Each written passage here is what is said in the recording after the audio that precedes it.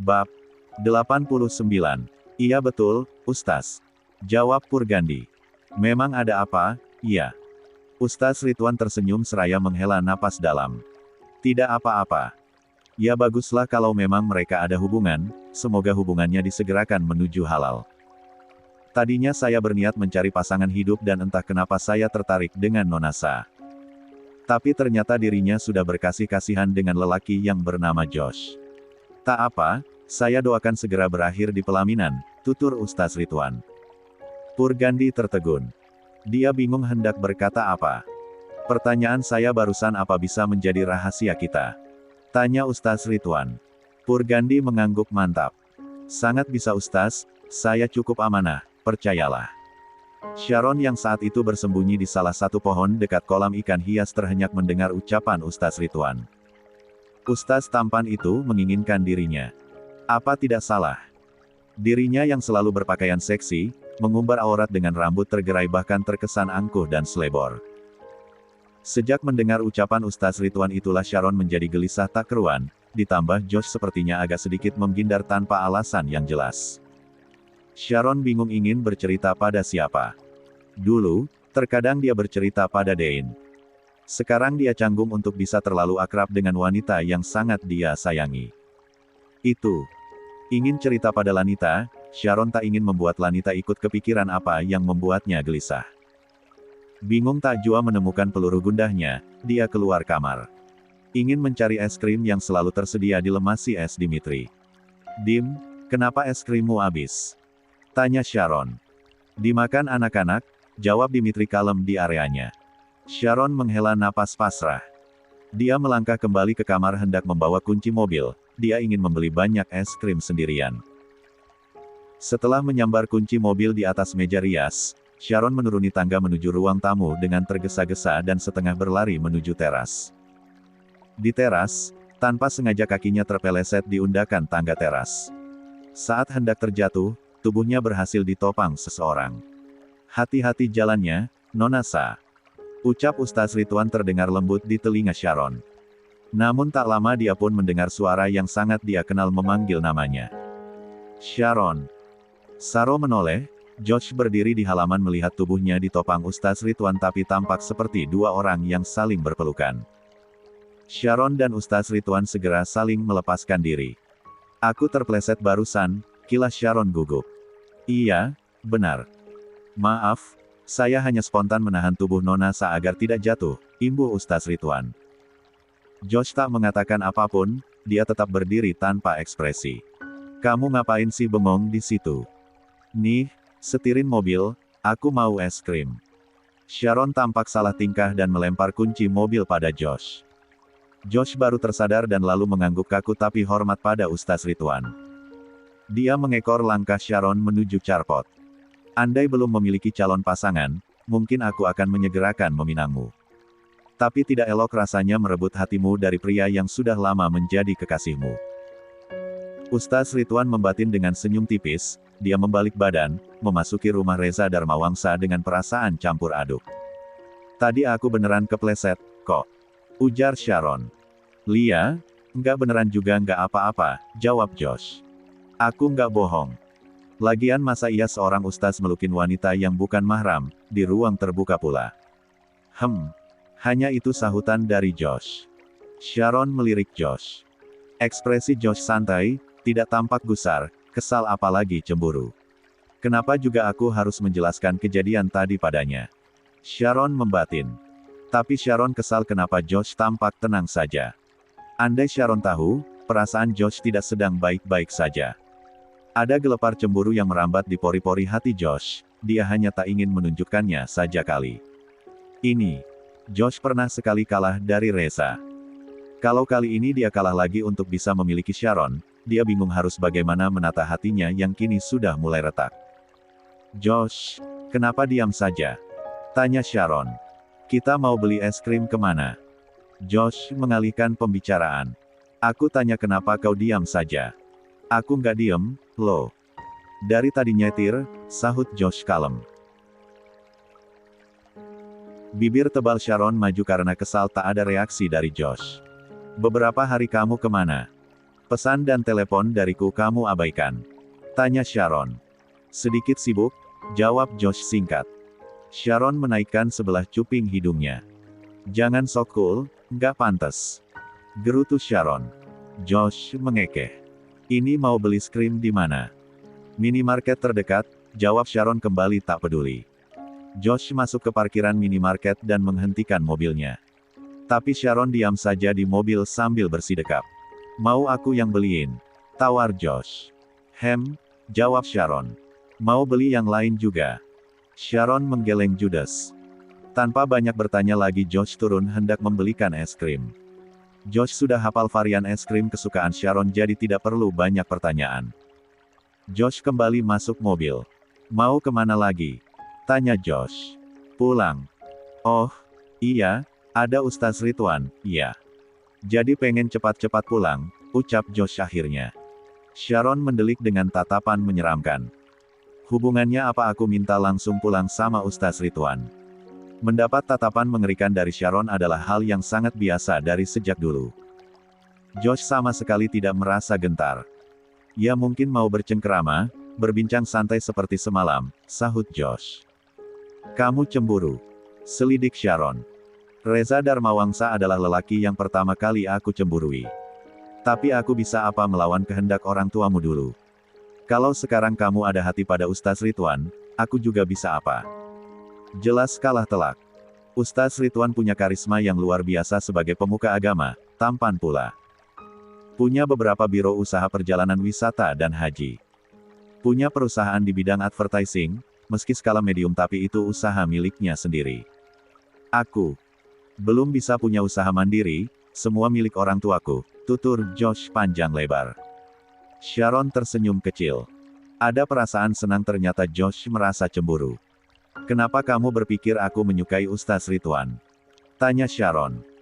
Aku pernah dengar percakapan Tante Danish dan Om Davin kalau kamu sering salah tingkah dan diam-diam memperhatikan Ustaz Ridwan saat Cici dan Rangga belajar ngaji. Sharon terdiam.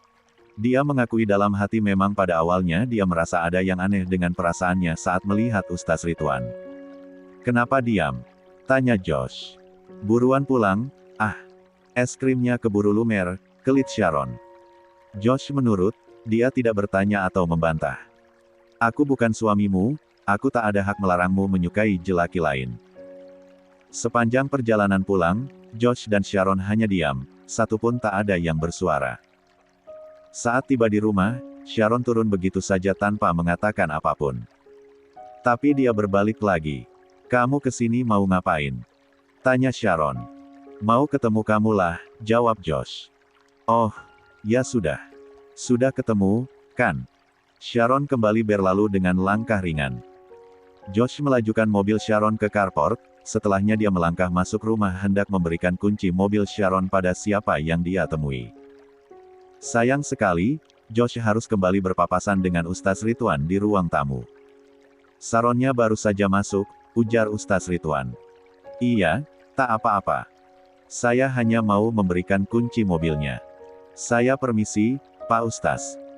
Josh berpamitan setelah meletakkan kunci mobil Sharon di atas meja. Josh kembali ke carport, masuk mobilnya lalu pulang. Di kamarnya Sharon hanya duduk termenung setelah menyimpan es krim di freezer. Pintu kamar diketuk. Masuk. Sahut Sharon. Dari pagi kamu belum makan. Lanita menyembulkan kepala di balik pintu. Sharon menggeleng. Ini udah sore, Iho. Kamu puasa? Tanya Lani lagi masih di depan pintu kamar Sharon. Sharon kembali menggeleng dengan wajah ditekuk berlapis-lapis. Lagi gabut? Iya. Mikirin Pak Ustaz. Ledek Lanita. Sharon mengernyit.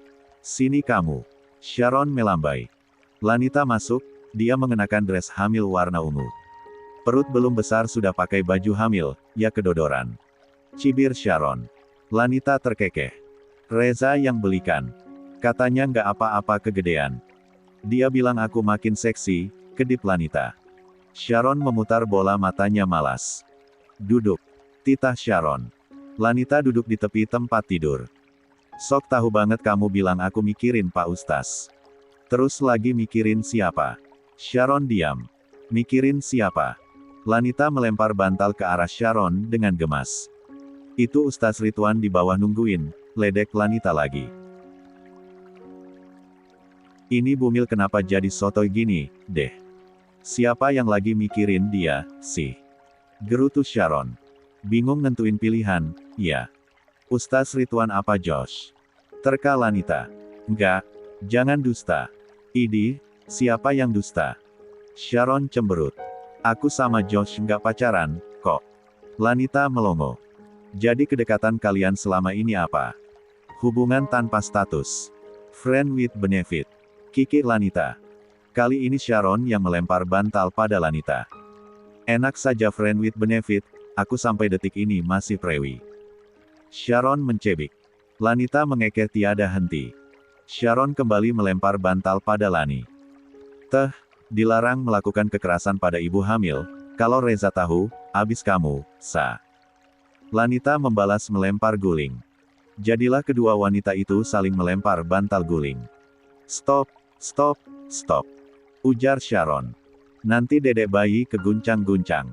Sharon merasa khawatir. Lah tiap malam juga keguncang-guncang sama bapaknya, kikir Lanita. Sharon melempar bantal lagi pada Lanita. Ini terakhir, jangan dibalas. Titahnya. Aku mau telepon Josh. Sharon beranjak dari tempat tidur. Halo, kamu di mana? Di jalan pulang. Jawab Josh. Siapa yang suruh kamu pulang? Sharon bertanya judes. Tampak wajah Josh yang kebingungan di layar ponsel. Balik lagi ke sini. Titah Sharon. Entar ganggu waktumu sama Ustaz Ridwan, elak Josh. Balik ke sini atau kita nggak usah kenal lagi. Ancam Sharon tidak main-main. Oke. Panggilan tiba-tiba diakhiri.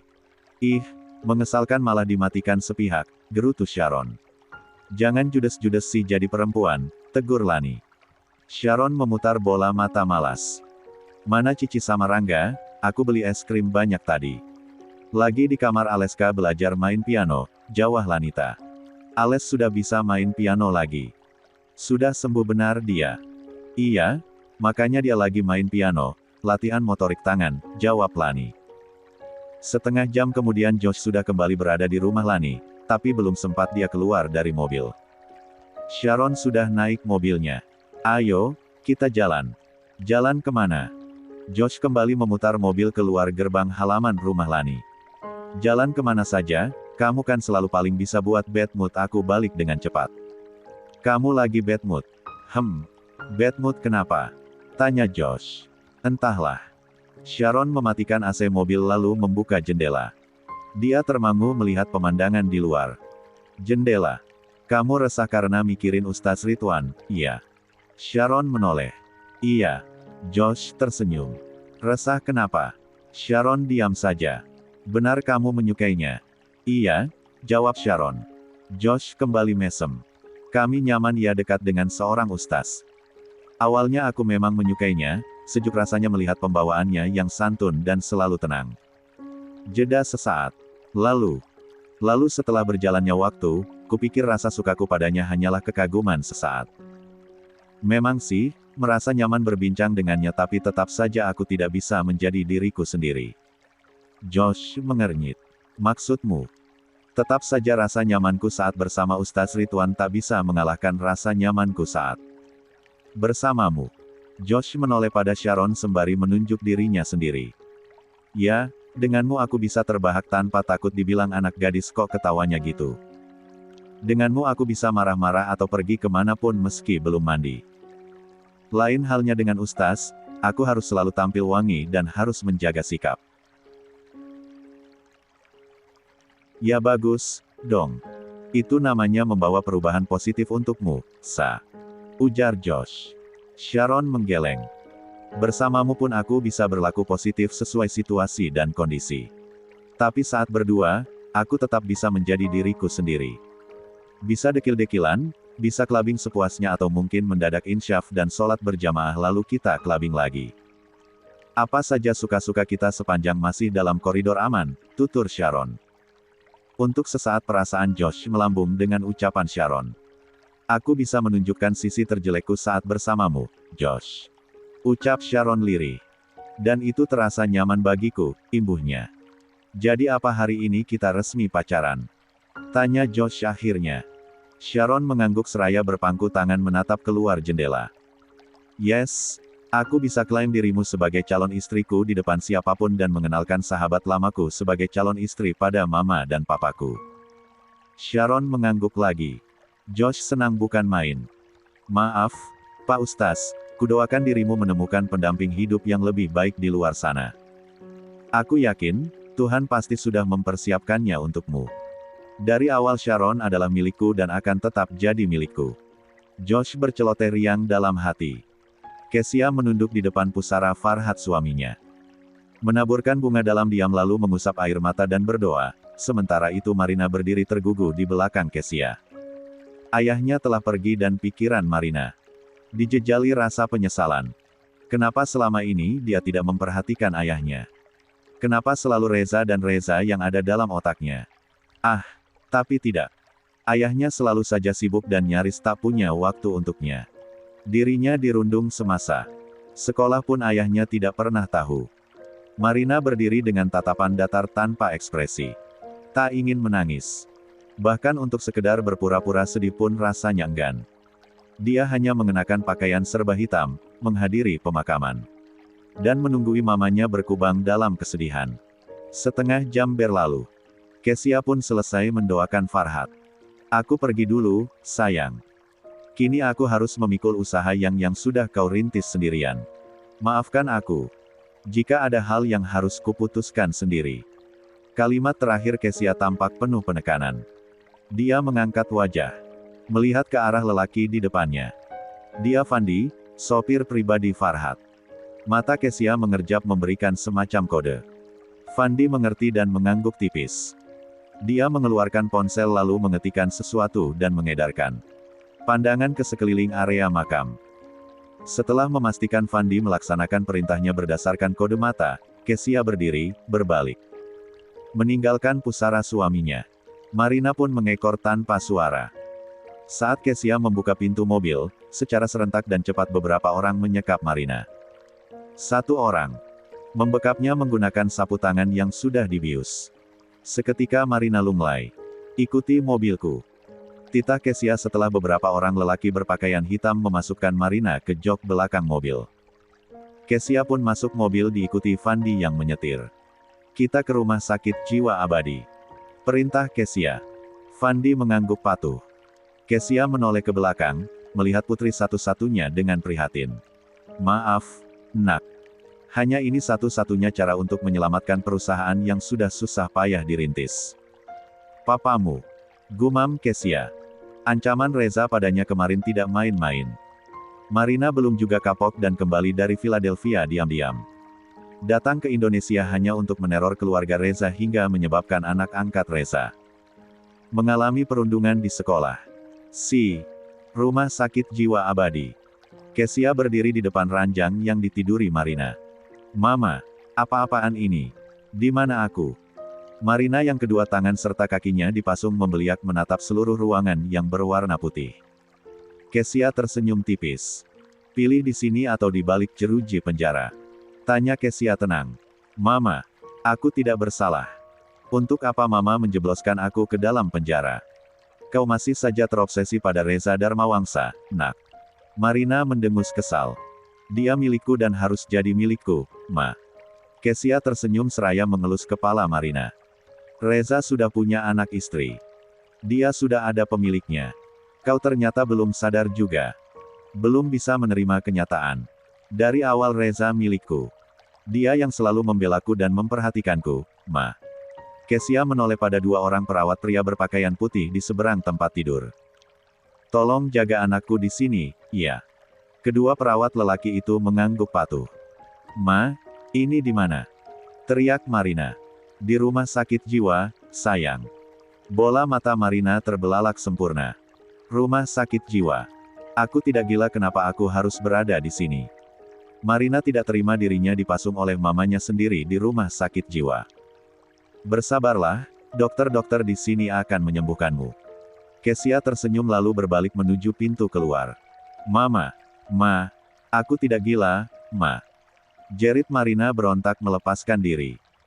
Tapi nyatanya kaki dan tangannya kesakitan karena meski sekuat apapun tenaganya ingin lepas, pasungan di tangan dan kakinya teramat kuat.